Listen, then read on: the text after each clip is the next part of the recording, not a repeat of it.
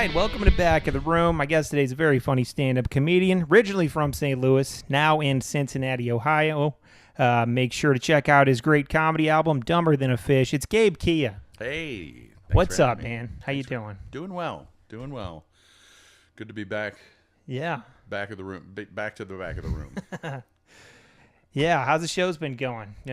Shows have been good. Thursday was fun. I started out on Thursday with this idea for a joke of where did they go to high school. So I name a celebrity from St. Louis and see if people in the crowd know where they went to high school or whatever.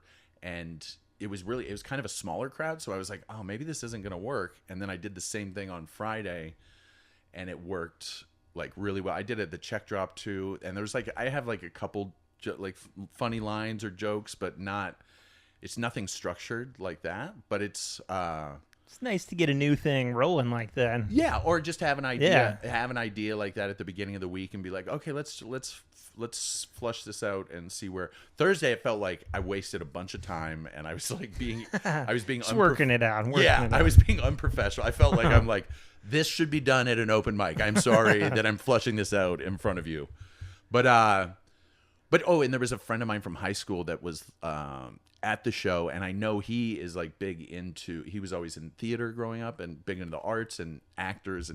So anybody I would say Jenna Fisher, and he's Narings Hall. It was his time to be on Jeopardy and know all the answers. So his time to shine. Is that only a St. Louis thing, or do they do that in any other cities? So Cincinnati, same thing. Okay, it is a very similar. What part of town are you from? More than so there's an east side and a west side in Cincinnati, and that will be more almost people will ask that more than the where'd you go to high school, but they will ask you where'd you go to high school, and people that aren't from Cincinnati will be like, why do people ask that? And I'm like, they did the same thing in St. Louis. Yeah. It's just a way to but St. Louis has really got a different high school vibe too, because there's the private and then public school too. So you're saying, oh, did you go to one of those private schools or were you a public school kid too? So there's basically what I always think, it's how you demographically break someone down, right? Yeah. It's how much did your parents make or something like that? That's usually what it seems like they're asking. Where'd you go? Where did I go? Oh, good question. I said it on stage. I went to Westminster Republican Factory. Christian Academy. Because my school is very white nationalist. That's a good way to describe it. So I went to Westminster Christian. There's two people that might be celebrities that went there. One guy's name is Michael Gerson, and he was a speechwriter for George W. Bush. So he was a big-time Republican.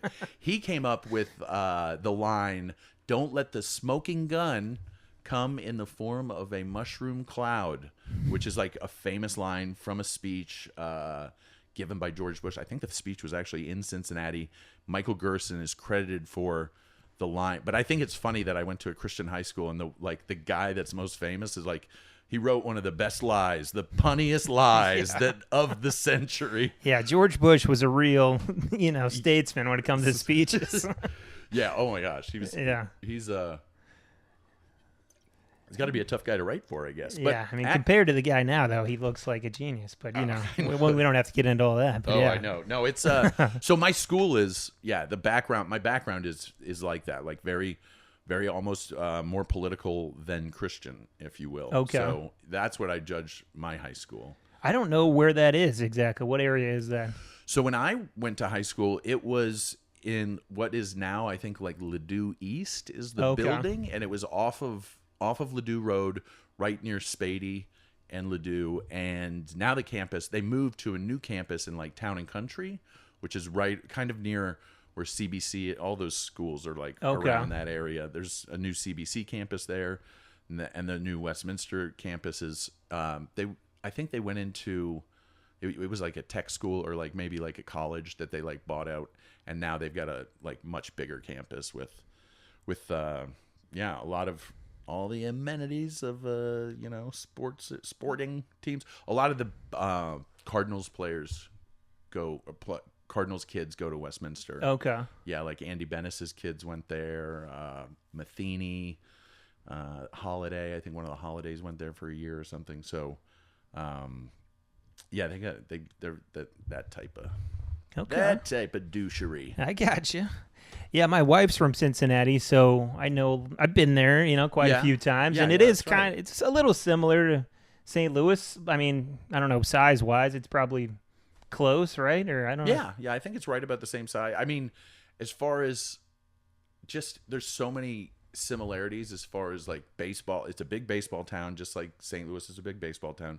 Big river town off of the Ohio instead of the Mississippi. But weird part is like the other side of the river in Cincinnati. It's like, oh, there's some stuff going on over there. Whereas here, it's like, oh, they're okay. One side's got buildings, not much going on. Not much on the other. Yeah. And then, very similar in Ohio and Missouri are very similar state. Probably, Midwestern. A lot of Catholic German settlements. So the beer is a different situation because we were here in St. Louis. We're so AB focused for the longest time. It was like, and Anheuser-Busch's strategy was to be like own the whole cooler. Get the eyes, get every beer. If you got a Blue Moon, we got a Shock Top. We got something just like that. Whereas in Ohio, there wasn't big brewery presence, but now there's a lot of these like new upstart microbrews, kind of like what is it, Urban Chestnut here? Yeah, something like and that. We got Schlafly. There's a couple in St. Louis now, but I know there's probably more in Cincinnati. We've been to a couple, and they are pretty cool. Yeah, it's that's a kind of a difference where St. Louis is kind of catching up because they're like, we're not going to be just one big brewery or whatnot. So anything you like miss from St. Louis like regularly? Oh, Lion's Choice. There's no Lion's Choice. There's no Lion's Choice anywhere other than Missouri and St. Louis and the surrounding region. I guess I never noticed that. I guess it is kind of. That's something that whenever I come to St. Louis, I'm like, I am going to. I've already been since I've been back, which is not. It's not something. And sometimes like people are like my wife is like, oh, is this even cooked? She's like, she just doesn't dig it. She's not into it, but I think it's the best.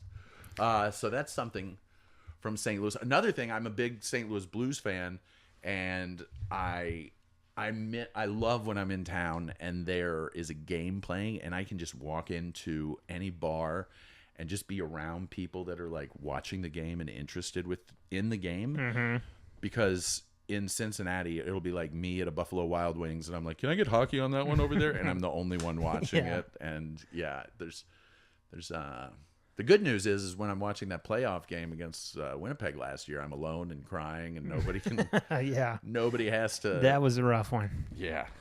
So that's something that I totally miss. I miss the hockey. There's a big hockey environment here too, like a lot of rinks, a lot of people playing. In Cincinnati, like I'd say, honestly, nobody really is a good ice skater because there's like 3 rinks in the whole city. So to go from a city they're about the same size and one has like 30 rinks to one that has 3 is it's kind of a culture shock for a hockey player like myself. Yeah, I hear you.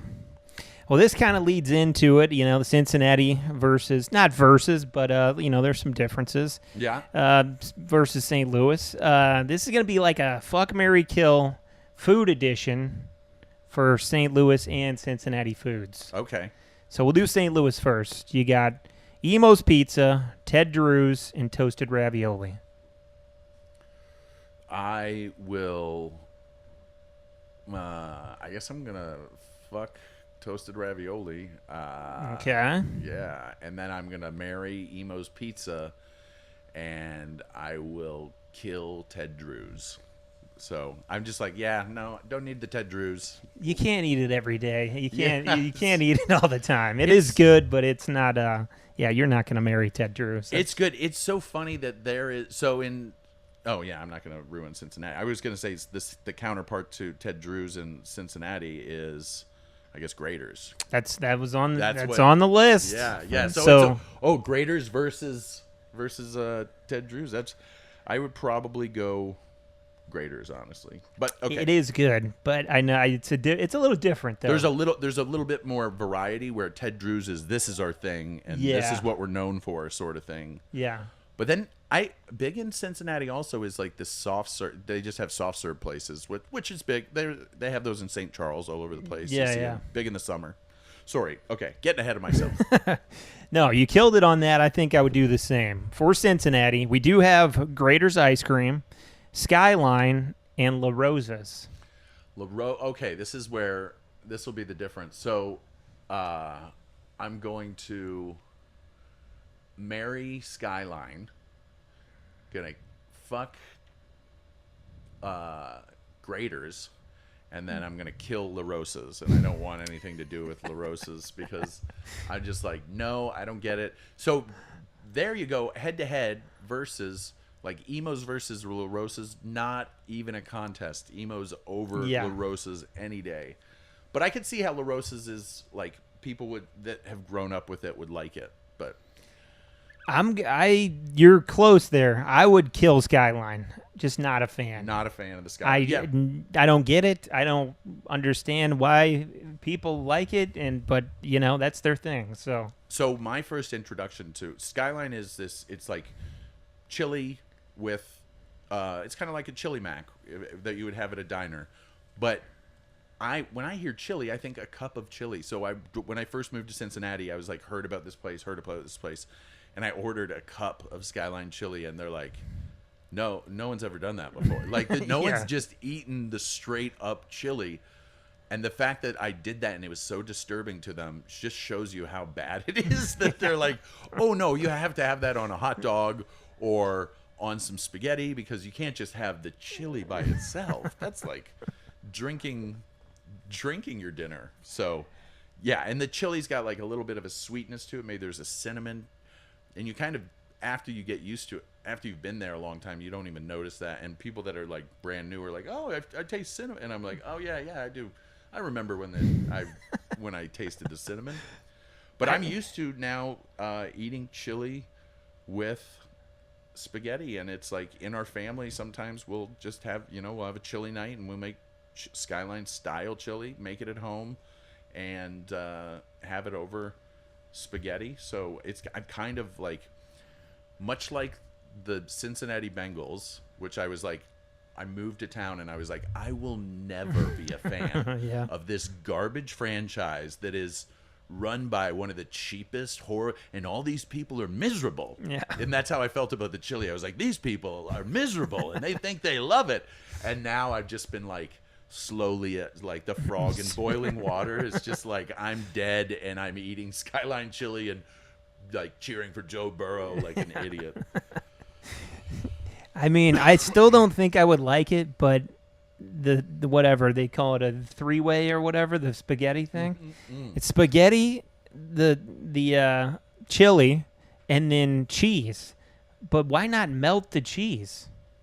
It's just like they took it cold out of a bag and throw it on top. We're done. I'm like, what the fuck is this? That is, and then everybody's got their different ways of eating the Skyline. Sometimes people chop up the cheese and put it in there. I like to put the cheese over top of it, and if I get chili conies, I let them sit. Maybe I'll get them to go, let them sit in that little styrofoam container, put them in the microwave, not turn the microwave on, but just let them sit in there for like a minute. Okay. And the cheese will melt down on it, and then I'm like, okay, yeah, this makes sense now. Like, but yeah, I don't just get like, the why not melted cheese. Like, why wouldn't they just pre-melt it for you right there? So it's just like boom. But yeah, I guess it's a style. Also, they have them in like every little city.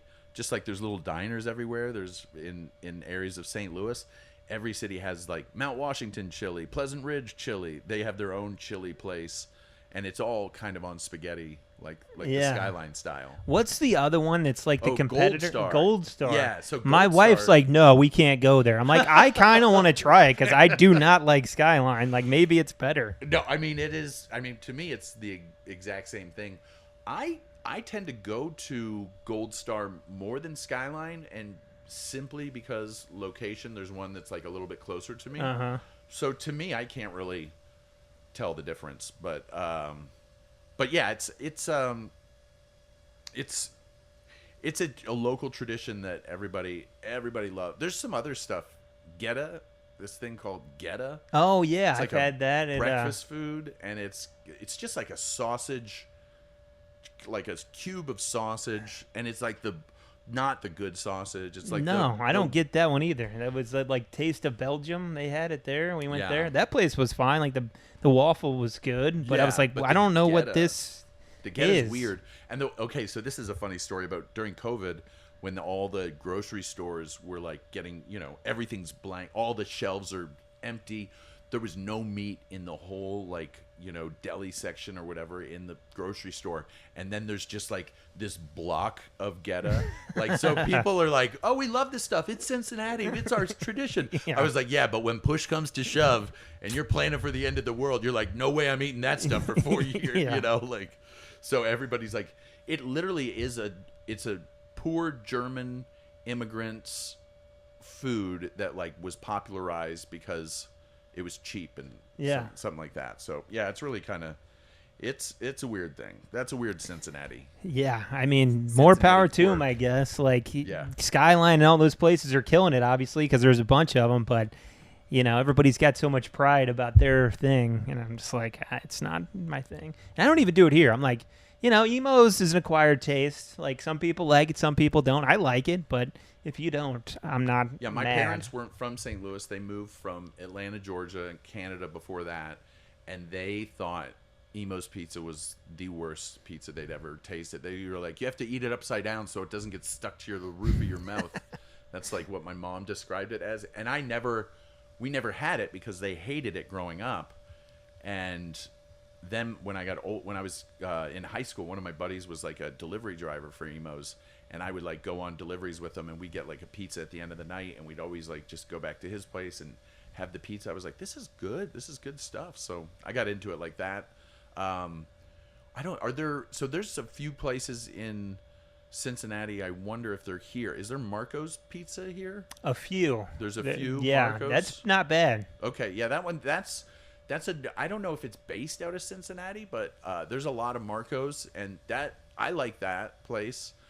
There's another Jets Pizza. Is there Jets Pizza here? Yeah, I think there's a couple. I've had it once or twice. Like that thick, like Detroit style kind of. Yeah. Pizza, yeah. That one's pretty good too. So yeah, my family, we do Jets and Marco's, and then there's just one that's not even a chain. It's just a local place called Brooklyn Pizza that's got like New York style pizza, and we go there a lot too. So Brooklyn Pizza, come to Brooklyn. Nice.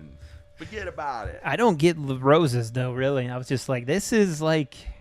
Yeah. I don't think it's even as good as like Pizza Hut, really. No, it seems like it was fine. I was just like, it's nothing just like special. Cheap pizza, but I guess it was at one time. It's big at the ballpark, so they're like Cincinnati Reds sponsors and stuff like that. So and then there's Donato's. There's a place called Donato's. Okay, it's another pizza place in.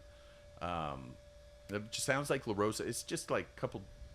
Probably competing Italian dudes that are like, I'm opening up my pizza place. Yeah. So, I do know the La Rosa. I did a corporate event at a country club, and La Rosa was there. Buddy La Rosa was there, and I said something about restaurants or something, and I was like, anybody work in a restaurant here? And he raised his hand and got a big laugh because everybody in the country club was like, he owns the La Rosa. Like, I own 20 of them. Yeah, I own a whole. Yeah, that's crazy. Yeah. Okay, so I think we got to the bottom of that on the food stuff. I got a few comedy questions for you. Great. So you started doing comedy here? St. Louis, Westport Funny Bone was my first. Okay. First time on stage it was back when there wasn't really there weren't a lot of shows at bars. Like, so I think when I started early 2000s, maybe not 2001, but 2002, somewhere around there. So it's been, over 20 years now. I hate even saying that out loud. It's crazy when it's so long. I told someone, I was like, oh man, there was like a 10-year period where I was telling people I've been doing comedy for 10 years because it was just easier. It's a round number to be like 10 years. That's how I've been doing it.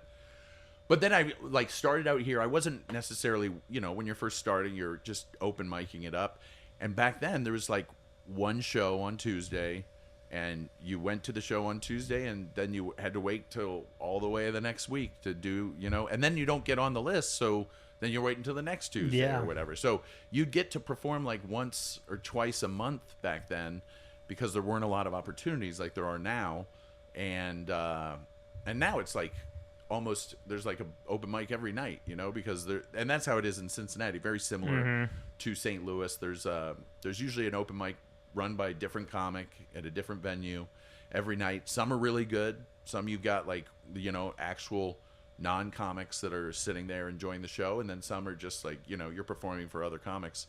But yeah, back in the day, I started out, I think I came and watched an open mic. I came and watched a weekend show. I watched a second weekend show, and this is how little I knew about comedy. When I started, I was like, oh, they do the same stuff over and over again. Like, I didn't know that until I came up to the Funny Bone and watched again. And I remember Dan Chopin was one of the first local guys that I saw, and he was like doing like a Wednesday night or something, and I was like, oh, this guy is good. This guy's a professional. This is a professional comedian, and he lives right here in St. Louis. He's talking about St. Louis stuff. So that was starting out. I just remember those moments, and then also like going to the open mic and kind of noticing, okay, those people all over, those are the comics, and they all kind of know each other. They're all talking to each other. It's like a little community. And then I would like go and stand by the bar outside in the Westport, and I'd just like, I think Pete Lytle was like one of the first comics to ever talk to me. I still remember, because I'm just like standing there like, if I stand here long enough, someone's going to talk to me, And he was like, he came up to me like, are you a comic? And I was like, no, I'd like to be, And now I've been in so many situations at the comedy club where I see that guy walking up, and I'm like, I know this guy. That was me. That was me at one time. And he's just like, I always take, like when I see someone like that showing up at the club, like they're interested in doing it. Sometimes I hang out with them too much, where they're like, is this guy coming on to me or something? Like, I'm like, no, I just want to be as helpful as I was can. in your shoes before. Yeah, no, I felt the same way, because it is weird, because you're coming into a place where almost everybody knows each other a little. Yes. And then like I was like a few months in probably, and then I started kind of talking to people a little more, and making some friends and stuff. But it is kind of a weird animal to kind of walk into. But and there were, at the time, they were doing a comedy class sort of thing. So if you took the class, you would get up on the Tuesday too. So basically the comics that were like wanting to get up were like, I'm taking the class, so I get up every week, So it would seem like if you're looking at, you're like, oh, that's like a racket. They're like making you pay to get up on stage, but this is an interesting part, is like they're so it's Matt Behrens and Jimmy Rice that are doing the comedy class, and they're telling all of us new open micers, like, okay, everybody you want to move up in comedy, right? You see the person that comes on first, that's called the host, the MC, and the host and the MC, they set the tone for the show. That is the most difficult part of the show, and it's usually where you're going to get your break. Your first opportunity is to be hosting and to get up there, and then everybody, but no one wants to host, because it's like there's too much announcing, and you got to everybody wants to feature. It's just so easy. You get the crowds already warmed up. You get that nice little moment at the beginning. Then you're off stage. You don't have to worry about the check drop or and then the headline. And then you want a headline. And now you gotta be professional. You gotta handle the check drop and everything. But just remember, once you get to headlining, what happens is everybody becomes a host again, because you get headlining, you get famous, and what do they want you to do? Host the Oscars, or host the Grammys, or they were telling this class of people. And literally, there was someone in that class that just hosted the Golden Globes last year. So, like, literally, Nikki Glazer's in that class. Matt Behrens is being like, well, when you think you're all done hosting, guess what you got to do? You're hosting again. So, it's so funny how something from a comedy class like that can be like, oh, that's so true, and it comes full circle. Yeah, to for sure. fruition. Yeah. That's crazy. So it was like Nikki and Greg, and who else was kind of around back then? Nikki was brand new. So Nikki was brand new. Greg was like established Uh-huh. and like still already like, yeah, he was like crushing it every time he went on stage. So he was around. Then there was, Joe Lenig was in that class. A guy I said earlier, Pete Lytle was one of the guys that was around. Mike Strands was one of my buddies that was around. There was it was a whole group of comics, and I'm not sure anybody who did the class or who didn't do the class, but there were so many people that come through too. Like Tommy Johnigan came around a little bit after that. He was over on the Illinois side because he grew up in like Illinois, but then eventually came over from Fairview Heights and did the Westport Funny Bone, and he was someone that always grabbed my attention. Andy Woodhall was going to school in St. Louis University, and I remember I met him early on in St. Louis, and then he eventually moved to Chicago, and he's living in LA now. Like these people were, it's really cool to think of all the people that were coming and going and around back then. So Mike McCrae was another guy that was one of the best. Like he was like Greg. It was like you looked up to these guys like Mike McCrae and Greg Warren and like Brett Erickson. I remember seeing like some of these guys that I was like, oh, these guys are the working comics, Yeah, so, that's cool, man. Yeah. Like, is there any like thing that kind of made you want to try it for the first time, or were you always a comedy fan? Always was a comedy fan. I kind of was like someone in my group of friends that would try to always be like, and I got in trouble quite a bit. I look back at some of my report cards, and it's just like my grades are good, but I'm a disruption in class or something, or like, and I think my senior year in high school, I also had a teacher that was like, let us really be creative and like really like and let me do like basically like do jokes every day in class kind of for everybody. And I had a theme of espionage was like my favorite word, and I would connect whatever we were doing in class to some sort of espionage thing. And I remember like him just let it. He's like, all right, Gabe, what's your espionage take on this one? He would let me do like almost like a little segment. Like nice. I was like doing something from Saturday Night Live. I loved watching Saturday Night Live, and I came from a kind of a strict family where we were going to church all the time, and we weren't allowed to watch Saturday Night Live, but I would like tape them and then like watch them Sunday morning before I go to church, so I could like talk to the other kids about what was on Saturday Night Live and pretend like I saw it last night. But I was like, no, really, I watched it this morning because I had to tape it. But yeah, silly stuff like that. That's kind of where I got the idea to. And then I just remember, like I said, I came up and I watched it, and I didn't know anything about the world of stand. And I kind of just, after watching it, I was like, I want to do this. This is, and I kind of had an idea like, no, I want to do that. And then my first time, I invited like all my friends. I had a packed room of everybody knows me, and I went up. I probably drank too much, and I didn't do bad, but I did. It felt like I did amazing. So all your friends were there. Yeah, all my friends were there. I'm building off that energy, and then after then there's the second, the third, and the fourth time, and I was like, oh, this is tough. Like, so that there's always that initial high, and then there's a lot of work. There's a lot of work that goes into, and that's what I have to do now is keep doing my process, which is going to open mics, trying stuff out, and like trying to work new material into my act, so I'm not.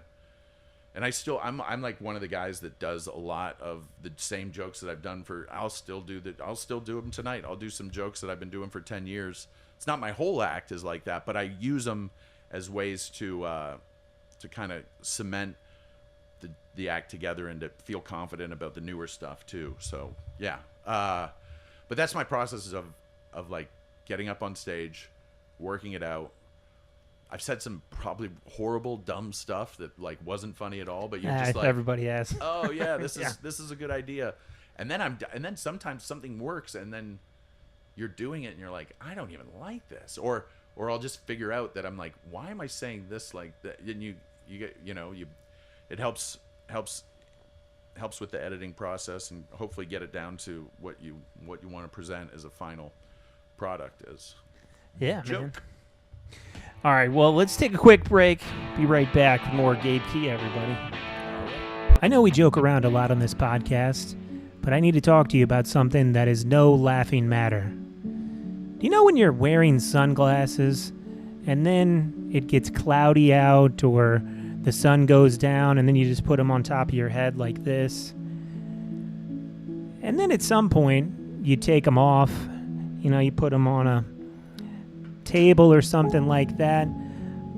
But then a little later, it feels like the sunglasses are still on top of your head. Maybe you even reach for it, and you're like, oh my God, I'm so stupid.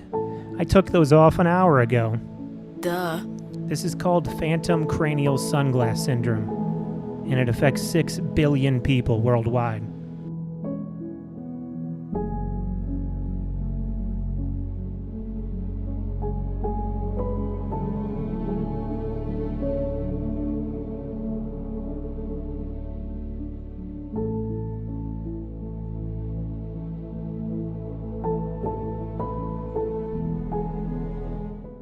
Introducing Sunglassebo.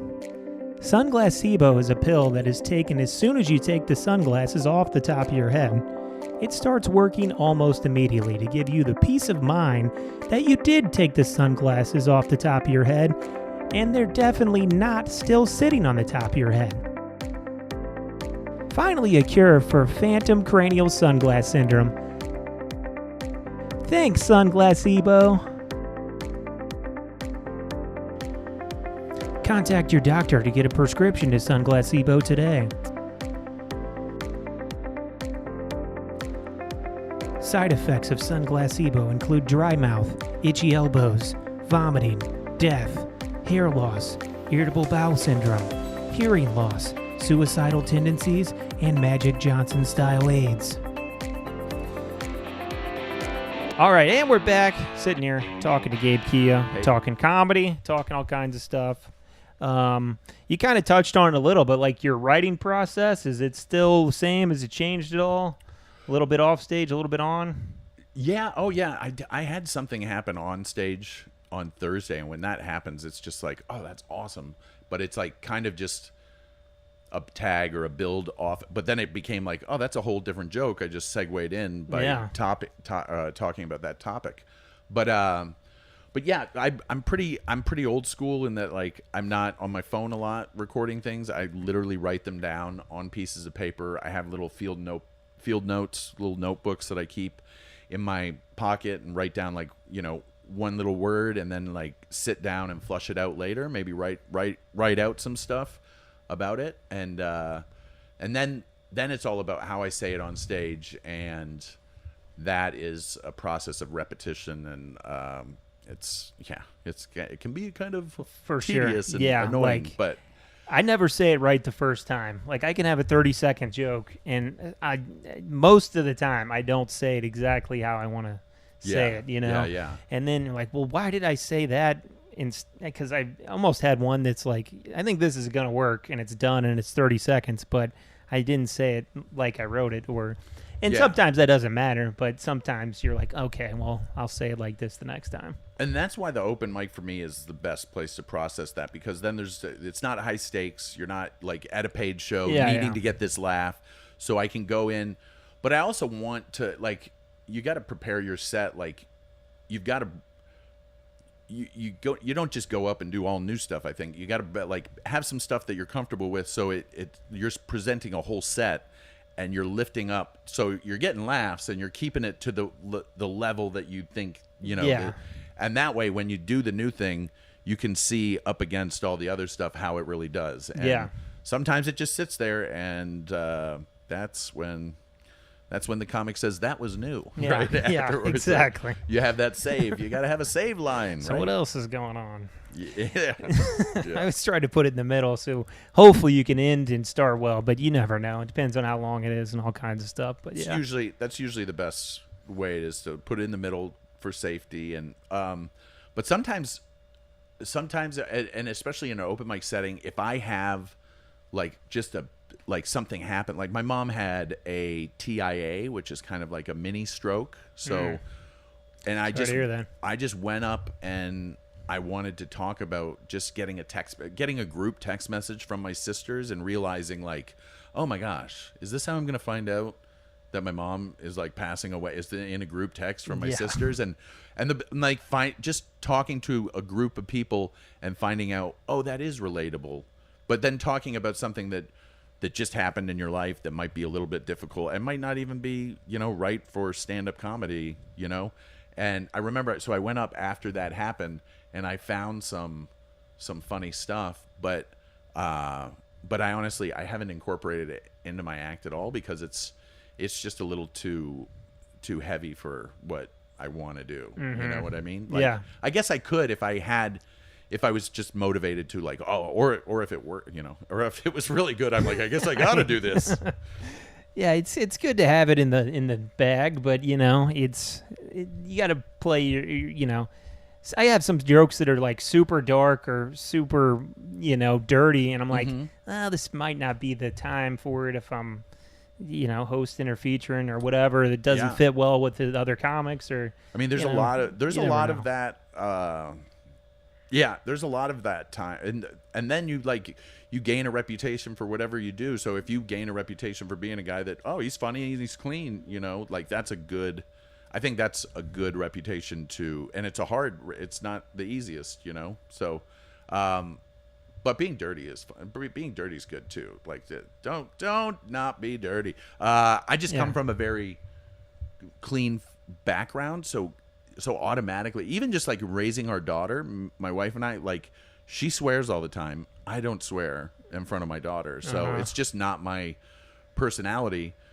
But I have, and then when I do swear, my daughter's like, "Oh, something's wrong if Daddy's swearing," But her mom just like, "Oh, she's got a filthy mouth. She doesn't mind." Yeah, I mean, you got to do what you got to do. You got to be yourself, Yeah.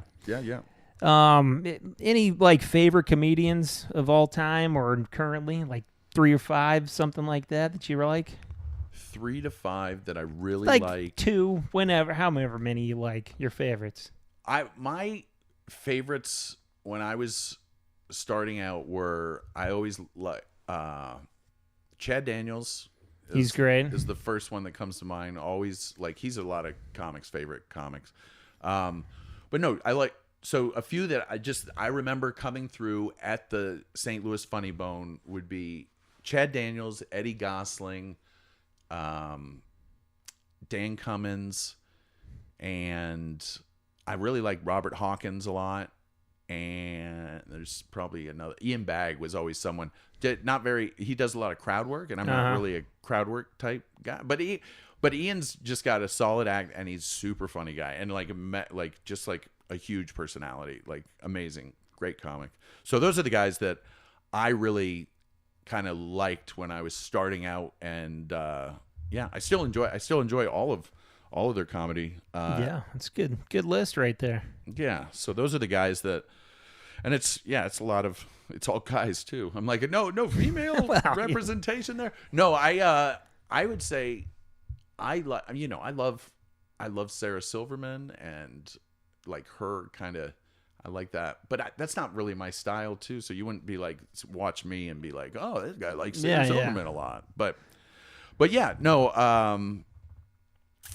I also am a little bit different. I don't watch a lot of comedy online or on video, and I never really did. When I started doing comedy, I would watch I watch like my friends when they get on TV, or I would listen to my friends on Bob and Tom or something, and I'd be sure to listen to, or be like, go and watch when someone got a TV spot that's like everybody's excited, we all watch it at like a viewing party together or something, or someone's.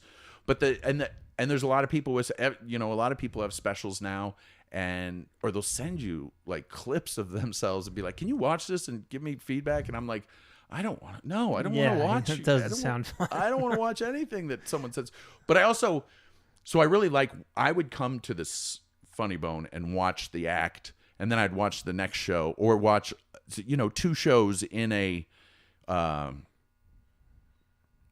in a row. And I was just thinking of Ryan Stout too. I was like, I really love Ryan Stout. That's someone I enjoyed watching. We were talking about Mike Costa too, and I remember seeing him for one of like the first time and being like, oh my gosh, this guy is really good. But just seeing him, and he's doing something different, like something that was different than what other people were doing, and that really stuck out to me too when you'd see that. But those are people that I remember coming up to the shows, like watching shows.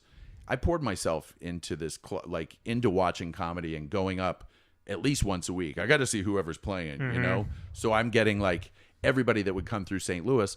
But then I'm also like, there's people that weren't coming to St. Louis, so I would never get to see them. So I'm kind of limited in that sense too. And then there's the guys from St. Louis that probably deserve, the people like the Ron Ramis or the Joe Merlottis or Dan Chopin is who I mentioned earlier, Dan O'Sullivan. These people I watched all the time because they're always working around. Yeah. So I'm just naming every comedian in St. Louis. The list got longer, but that's all right. It's all good. But yeah, no, all of that's kind of how I went into comedy. It was just watching other people do it and then changing the jokes a little bit and stealing them. No, I'm just kidding. No, that is not. Yeah, that's not great advice. But did you have anybody early on that gave you like some advice that you held on to?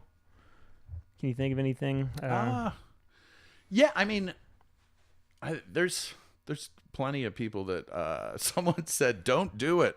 They're like, you'll get to and now I'm like their age, and they're like, you'll get into your 40s and you'll be like, I don't have a resume, I don't have any skills that apply to the world, and now I need to make a living off of doing something, and now I've got to pivot to something else. And I was like, I remember hearing this from someone I really respected and being like, what? I want to be just like you. What are you talking about? Yeah.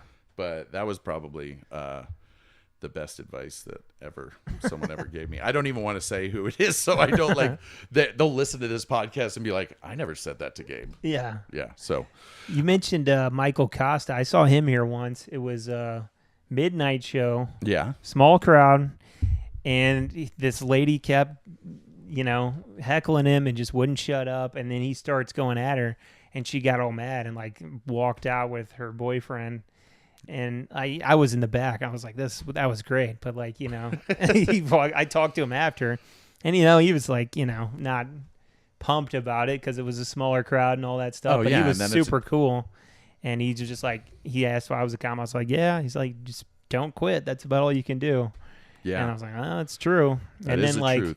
I don't know, a year later, he was on The Daily Show. I was like, oh, that's damn. great. I was like, that's crazy. Yeah, he'd been doing it for a while at that point. And I remember, seeing him and just being like, oh my gosh, this guy is he's just so like confident too, and like kind of cocky in a way, but it was like a funny cocky. And I just remember being like, you don't see too many people doing that angle. Like, so it was really cool. I like him. I like watching him and seeing his career progress too. It's like cool to see him on, Get the Daily Show and yeah, you had a good list, man. Like I've seen a lot of those guys, and like I feel like when you are first starting, it's good to see a lot of comedy and watch a lot of comedy. And I'm kind of the same way. Like if somebody puts out a special, I'm a really big fan. I'll watch that, but I don't watch every special that comes out anymore. Yeah, I know. You can't really. I mean, I had to. I worked with a what was it? I did one of these comedy festivals, and I had to watch a bunch of clips, and I was like, okay, this is not for me. But it's interesting to have that perspective too. Anybody that's ever done that, you get to see the same joke probably 25 times, and you'll be like, oh my gosh, how many people have a joke about this, whatever it is that you're. Fast and the Furious was one. I was like, man, everybody's got a Fast and the Furious joke. So it's like, it's funny how like certain subjects will take over the zeitgeist like that. And maybe I've got a joke about the ducks and the Jeeps, and I've seen a couple other people. I got one too. Yeah, so it's like it's something that's going on, so people are talking about it. it's all different takes on it, Yeah. but it's an interesting thing because everybody, when you go into that audience and you bring it up, they all know what you're talking Yeah. about, and it's kind of one of those subjects that they're like, yeah, what is the deal with that, or what is going on with that, and you can mess with people because some people aren't really sure what it's about, and you can yeah. So I like that, and it's also like, right, you got a joke about it, I got a joke about it. Doesn't mean we're like have the same joke about it, or we might even have a similar take. Yeah. You never know. I worked with a feature that had literally like the same type of joke as mine, and I was like, oh my gosh, it's the same, but just a little bit different. And yeah, it's still, I was like thinking, I was like, should I not do my joke because of that? And then I was like, nah, it's different. It's different enough where I could. Yeah. And it wasn't like anybody noticed and was like, hey, you guys know that joke is very similar or something. But Yeah, and even if if one person asks the other person not to do it on a show, I mean, if the headliner asked if a host or a yeah, and that's feature, I was usually, like, they shouldn't have a problem with that. I mean, that's part of it. But yeah, I hear and you. as someone that would be like headlining, Yeah. I would never want to tell someone to do or not do a joke too. There's like part of me that's like, I hear you. just yeah. do whatever. I don't want to be like, don't talk about kids. I talk about kids a lot. Like, no, talk about whatever you want. I've had that happen too. If you were like hosting or whatever, and they were like, I had a plan. I was like, okay, I'll do this 10 minutes, and then I talked to the headliner. They're like, if you don't do anything about this, this, and this, I was like, okay, well, that was the thing. yeah, that was what I was gonna do, but I guess I won't now. But yeah, it happens, so it's all good. You ready for a segment? Yeah, let's do one. Okay. I don't think we've done this one in a while. It's called 3 Wishes. So basically, I can get us started, but just 3 wishes. Doesn't have to be immortality or anything, just something that would be nice. I'll get us started here. I played golf yesterday, and now my shoulders are really sore. I just never want to be sore for any reason ever again. Never want to be sore again. Wow. So I went water skiing recently, and it had been like a few years since I'd gone, and I was so sore. Not even the next day. I was like, oh, that's not bad. And then 2 days later, I couldn't even move. Yeah. I was like paralyzed from being sore. And so, yeah, I am with you on the not. I think it's the first time I played golf in 2 years. And I was just like, I was only 9 holes. I was just like, You got to stretch. Yeah, that's the thing is like you don't didn't think play about well. stretching Yeah, until you. The worst. Another thing about golf is I've been late. It's the worst when you're late for golf because then your buddies are all waiting for you. There's like 4 and you got their tee time and they're like, come on, Gabe, get over here. And then you're running up to the first tee and you're like, oh, I got to hurry up and do this. And your first drive, like totally shank it Yeah. because there's another group waiting for you. Don't be late for golf. Yeah. That's my wish. I never want to be late for anything. That's pretty good. Yeah, how about that? Yeah. But then it's just like now you're 15 minutes early and you got to sit there and twiddle your thumbs for 15 minutes. Yeah, that's the reality of wishes. All right, that's a pretty good one. I got another one here. Also drank last night, so I never want to be hungover again. Just no hangovers anymore. They're getting worse with age, and it's just not fun. Yeah. No, literally, I've been drinking and then not drink. I've been taking a lot of time off, like long periods, but then still drinking again. And so I'm like, that's not even called relapsing because I'm not even like getting sober. I'm just like taking some time off. Taking a break, yeah. Yeah. And the amount your body, when you make it to like that 5-7 day period, you're like, oh my gosh, why would I ever do that to myself again? And you just realize you're like, it's poison. I see it now. It's poison. But if you do it back to back to back, you don't even realize. That's where the danger goes with drinking. So if I had a wish I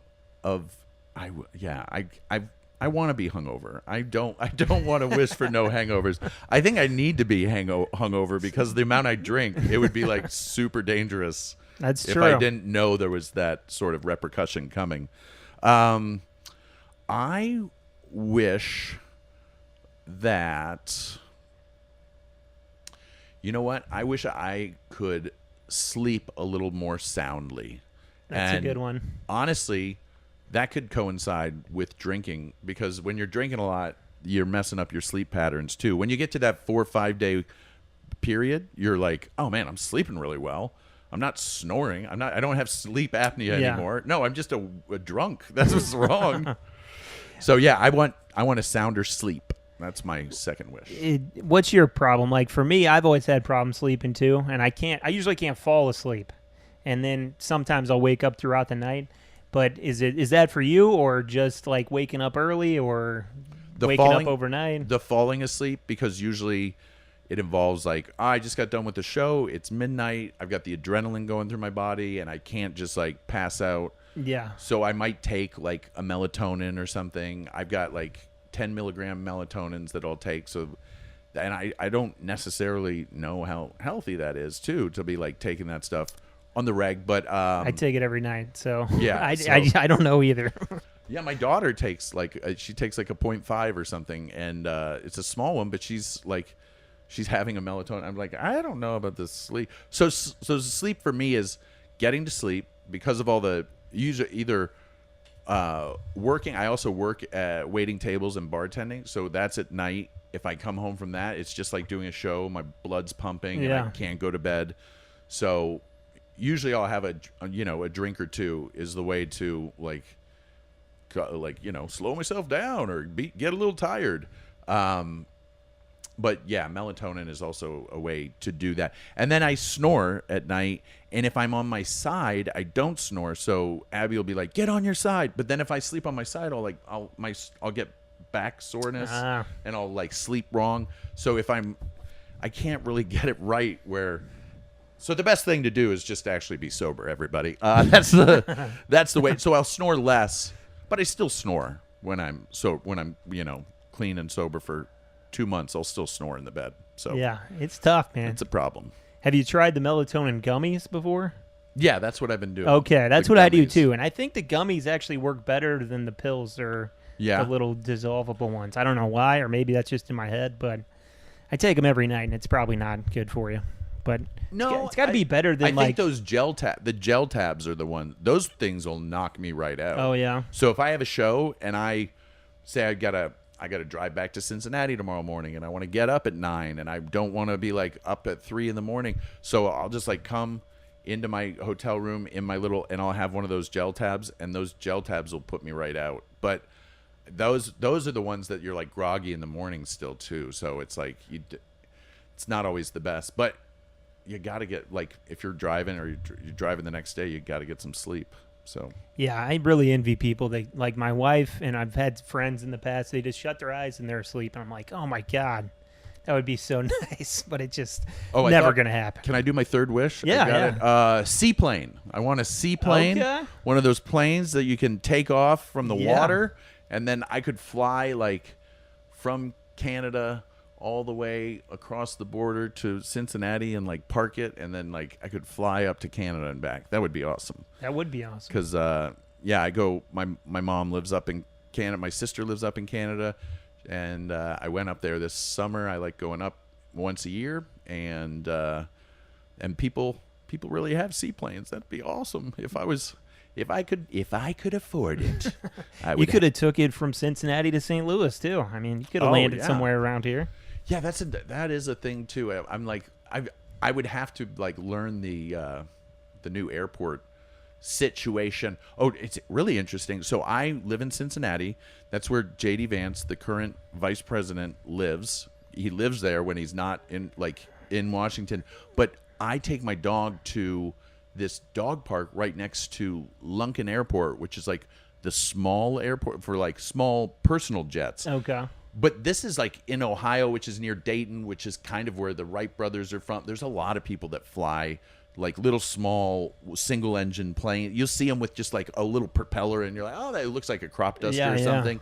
You'll see those come into Lunken all the time. But this is a small airport, so it's always small little planes. But it'll be like there's a dog park right under it. I take my dog there, and I just watch these planes. But the point of J.D. Vance is, ever since J.D. Vance was running, the amount of million or billionaire like jets that are coming in is like every other one is like, oh, that's a tech guy from California or whatever, or like you like hear the difference between the little the little one engine and then the like. This is a private jet that it's teeny, but it's like a real, the amount of money that's going into Cincinnati. I've like seen it firsthand from the dog park. So that's the information I'm trying to get out there. That's everybody, good to know. Go to the Lunkett or no, that's the Auto something dog park, Warmbler dog park. All right, I'll hit you with my last one here. Okay. Just never having to pay to park anywhere. Ooh. Just always have somewhere. Yeah. You park. It doesn't come up a lot, but those meters add up, and I've had tickets, and that would make sense garages, for someone that lives in like the French Quarter in New Orleans or something, or someplace. Like, it would be more helpful there for sure. I don't really run into it a lot, but when I do, it's annoying. Yeah, no, and Cincinnati's a great place for parking. Like it's not a place that you're like, oh, I get charged everywhere I go. Yeah. So St. Louis is kind of a similar thing. Uh-huh. But I guess some people would worry about maybe their car getting broken into sometimes. But no, that doesn't.